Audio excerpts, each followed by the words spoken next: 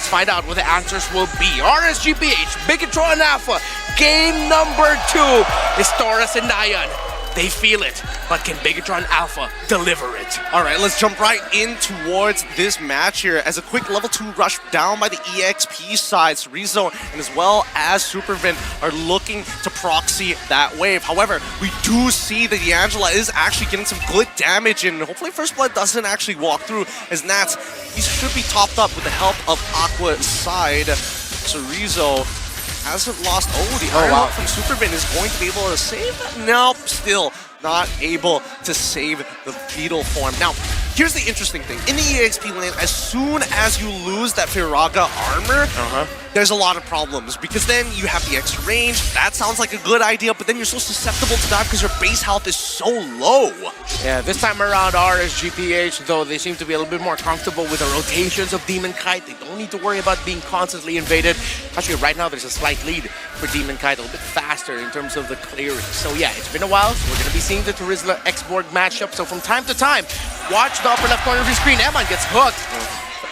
A good hook. However, Superken doesn't actually have any of his abilities back up. Ooh, the bouncing ball is stopping Superken from actually closing the distance on towards Iman's side. He's forced to move in towards that mid lane, but he still hasn't hit level 4. Demon Kite with a substantial EXP lead. All right, Light put in a dire situation, needs to get away. Already forced the Flicker out.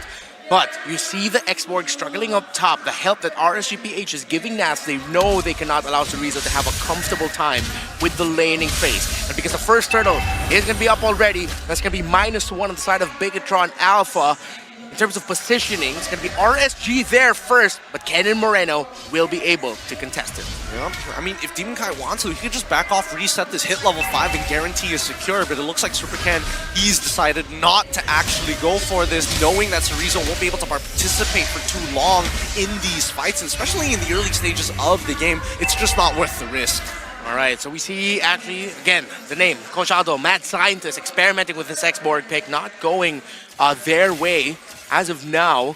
But RSGPH, yeah, definitely much more comfortable this game, getting their objectives, being able to contest, and it's not going to be a repeat of that game number 1. So they're in a much better position to be able to hold this game out, or even, if they can, find a chain of decimations from their Martis. Yeah, but Light missing out, and still everybody has adjusted and started to adapt to how Supervin actually throws out his hooks. He likes to throw it just a little bit more towards the left side, so everyone is kiting towards the right or sidestepping towards the right, just to make sure that they don't get hit by those iron hooks. We'll see how those 50-50s go out later on, but right now, look at this matchup, right? I mean, it doesn't feel like he's getting punished at all by this export, so again, we'll see whether or not Cerezo is really going to come online during team fights. Yeah, I have another theory. Maybe Bigetron Alpha drafted this X-Borg so that, well, he's not necessarily winning against Nats, but Nats isn't as active in the map. Here's Super Ken with a double combo. Yep, he gets hit by the Ashura's aura. Demon Kite. You can see that the Heart Guard is being targeted on top of him, but no pull of the trigger just yet. Going back to my thought there, actually, it's Nats having a much better time in the extra lane against Cerezo. But yeah, Nats isn't as active in the map. He's pretty much stuck in lane, just there. I don't think he needs to really do anything at this point, because again, a lot of the spearheading is going to be done by Demon Kite, and pretty much by himself, right? Because no matter who makes a mistake, Aqua can kind of save them with that Heart Guard.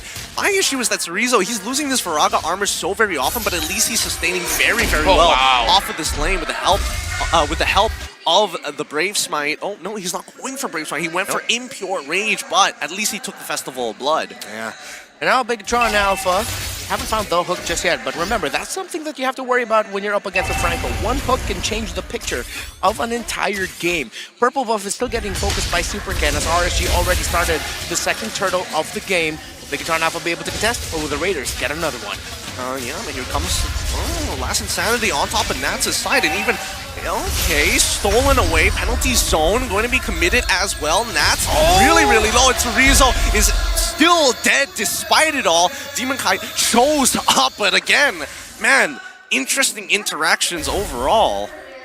Yeah, I just realized now they also have another classic combo, Bigetron Alpha. They can have the Angela X-Borg for themselves. It's not the full power Angela X-Borg, but at least it's an export with an hard guard. Yep, here comes the Blazing Duet already. Good attempt coming in from light side, but now we see that Sakin goes up in towards the air. They trade 1-for-1 once more. This is looking like to be a very even matchup. Iman, we get a couple of shots, but Demon Kite, he's making sure that Supercan, he knows he doesn't have any cooldowns left. Heavy left hand, but still doesn't have it. Penalty zone does not connect from Nath's side. He even expanded the flicker to do so. Flickered into the wall, did Nath. That wall just a little bit too chunky for him. That's going to be RGPH missing out on a potential play there. They sent Naths all the way down to that bottom lane to try and get a play as Aqua is trying to just cover the EXP lane of Naths. Moreno doesn't have an ultimate on him just yet, so that's one thing you watching at home right now can keep continuing, keep having an eye on. What ultimate will the Valentina have? If it's going to be the Heart Guard or if it's going to be anything else that could turn the tides here.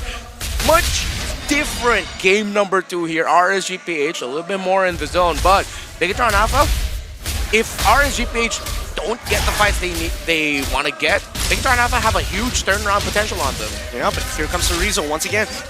Oh, the Frogger armor breaks. He's not going to have last in time. He has to figure out of there before he gets collapsed on by Demon Kite or even getting caught by the penalty zone.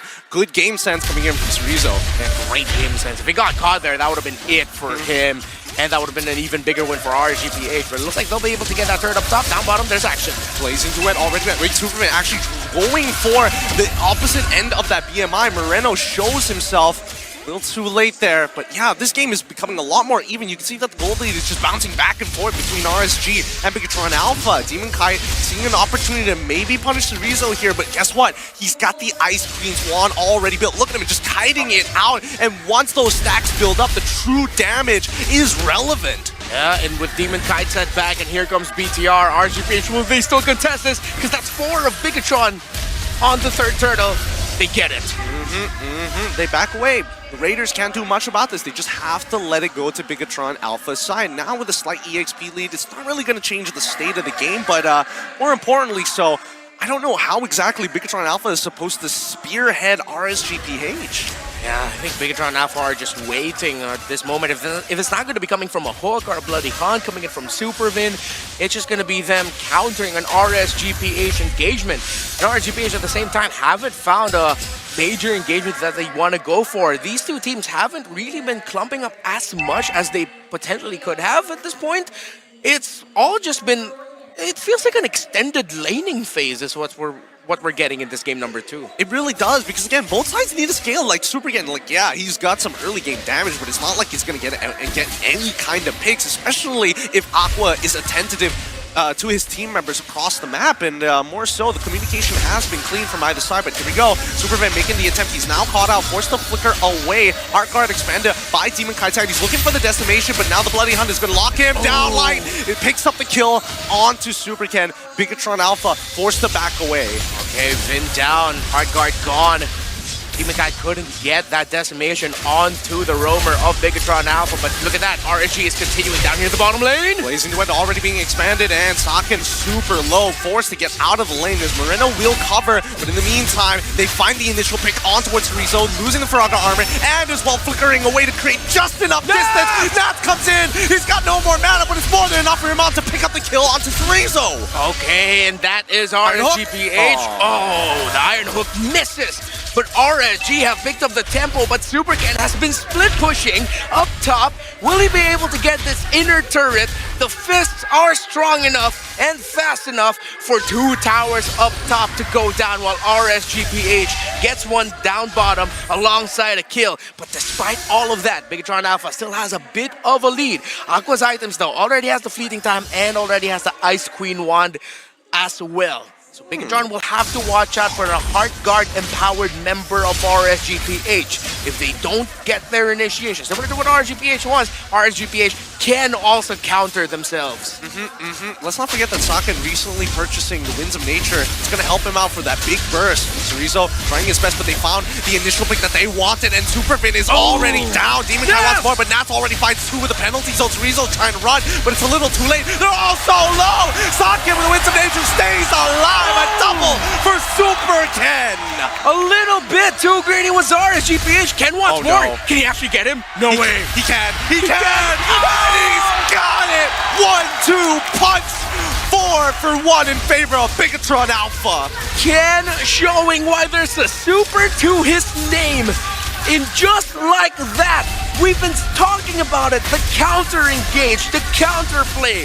Both these teams have it in their kits, and it's Bigetron Alpha who finds it first, punishing an overextension by RSGPH. I'm now seeing the value of this export. It takes so long to deal with him because he's slowing everybody down, and then you still have to wait for the animation time of his barrel roll after he loses the Firaga armor. That's more than enough time for Bigetron to kind of set this up for the counter engage. Yeah, they set things up for their 1-1s. They set things up for Super Ken and for Count Moreno in there as well. Bigetron Alpha with the first Lord of the game, and the map is turning red.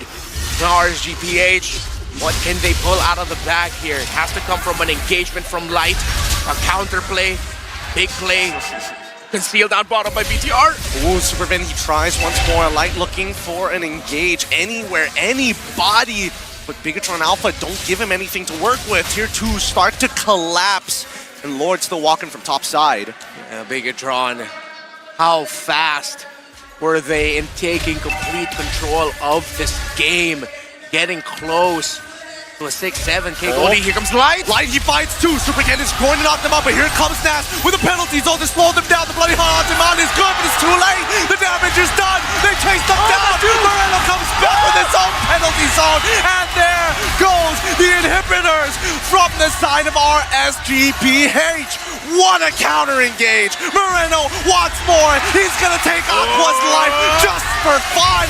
Light finally locks down to Rizzo, loses out on his immortality, but Moreno, when he wants something, he gets it. And he got the kill. Light against Bigetron. He can only watch. Can RSGPH get in time to clear the minion waves? Nats is back. Nats is back. He's going to clear out the wave by himself, or try his best to do so with everybody coming out from spawn. This could be another attempt, but no, RSGPH, they're just gonna wait it out, right? Bottom inhibitor under threat, but they can't just walk up forward. Super King can easily push them away. Rizzo finds it with the Fire Stokes. The waves, no inhibitors, off the very first one, but they find the Iron Hook of a lifetime. Demon Kite is locked out, penalty zone on the socket, who purifies out of it naturally. Is he gonna take the disguise? Crossbow of Tang. Firaga armor broken, last insanity done for. 2 for 3. Bigetron Alpha, when is it gonna stop? Aqua and Eman. This duo staring down 3 members of Bigetron. Do they have it in them to hold on? Oh, they are, and Super Ken, he wants it. They're going straight for the base. 10-game goal lead! What a game! The Bigetron Express have defended against the Raiders, ending their saga here at the Snapdragon Pro Series. Blink and you'll miss it.